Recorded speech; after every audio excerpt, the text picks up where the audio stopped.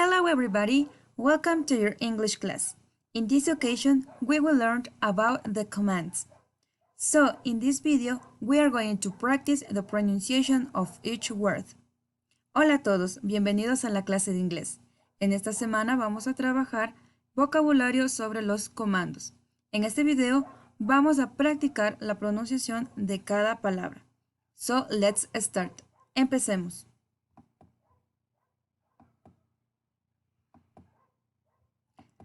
Number 1. Abrir el libro. Open your book.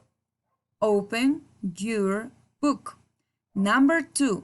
Cerrar el libro. Close your book. Close your book. Number 3. Contar. Count. Count.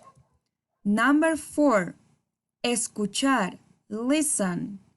Listen. Number 5. Cantar. Sing. Sing. Number 6. Colorear. Color. Color. Number 7. Dibujar. Draw. Draw. Number 8. Por favor, ¿puedo ir al baño? May I go to the toilet, please? May I go to the toilet, please? Number 9. ¿Cómo se dice en inglés? How do you say in English? And that's it. Excellent job.